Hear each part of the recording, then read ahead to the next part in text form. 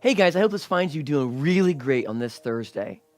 You know, when Nikki's dad passed away several years ago, we had a plant that we saved from his funeral. And it was just got these really long leaves on it that kind of foiled down like this, and it grew out of this little pot like this. Well, we've replanted it and replanted it, and we affectionately called the plant Pappy Bob, which is what we called her father. It's what our kids called him. You know, he was their grandfather. So it's Pappy Bob. And Pappy Bob sits in our corner of our dining room, and he grows and grows and grows. And he's grown to the point where it was almost overtaking the living room or the dining room. So we decided, well, let's just move him outside. Let's just see if he can grow outside, and maybe we'll just end up being an outside plant. Well, it was in the middle of summer, so we put him on our deck where it's shaded, made sure he had water. But what we found out within just a couple of days, he's definitely not meant to be outside.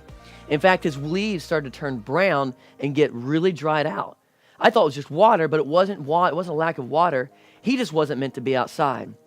So we brought him back inside, and I went through the process of taking a pair of pruning shears, of scissors, and cutting off all the dead parts of Pappy Bob. And he looked horrible. I mean, for months, he looked horrible because I just chopped him up. But if you look at him today, he's flourishing. And in fact, where I cut things off, where things had died, he's now growing so much more that he's even bigger than he was before we took him outside. Now, we make sure we keep him inside and we trim him back a little bit, but he looks so healthy now today versus what he was then. You know, Jesus says in the book of John that he is the vine and we are the branches. And those that abide in him produce much fruit. And that word abide means to remain with, to rest in, to stay confident in, and to stay consistent in, to continue to have endurance in.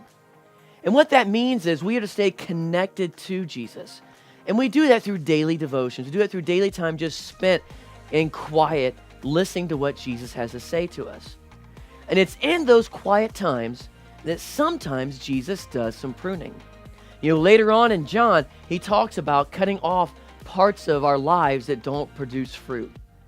And that's the process of him producing in us the very character, the very nature of who he is. And that process never feels really good.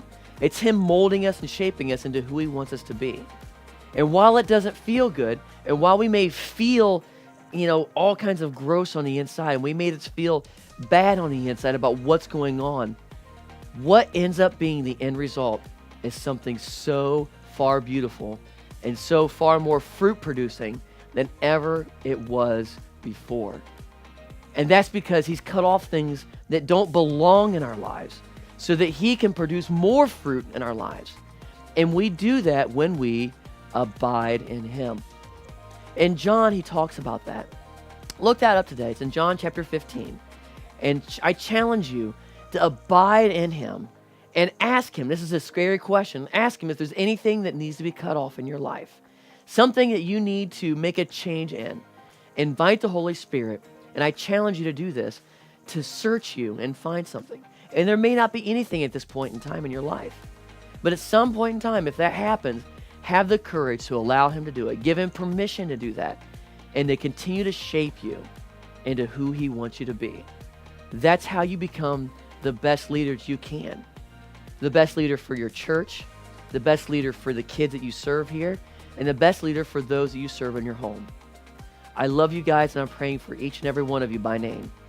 Thank you so much for what you do for the kids ministry here at B&C.